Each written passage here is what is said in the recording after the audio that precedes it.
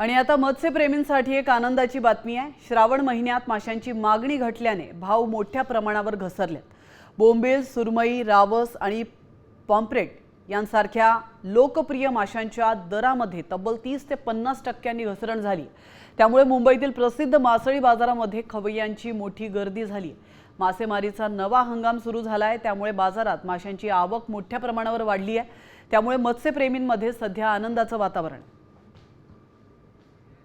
दरम्यान ग्राफिक्सच्या माध्यमातून पाहूया जुलैमध्ये किती दर होते आणि ऑगस्टमध्ये किती दर आहेत।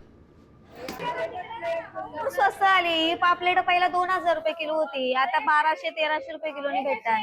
आणि सुरमई 1200-1300 रुपये किलो होती, ती 800 रुपये किलो झाली। आणि मोठीवाली 2000 होती, ती 1500 झाली। आता सध्या तरी की भरपूर कमी भाव झालाय। जसं रावस आम्ही 1500-1200 रुपये किलोने विकायचो, त्याचा आता भाव 800 रुपये किलो झालाय।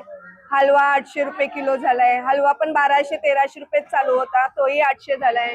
पापलेट पण भरपूर महाग होती, 2000-2500 रुपये किलो पापलेट होती, ती आता 1500।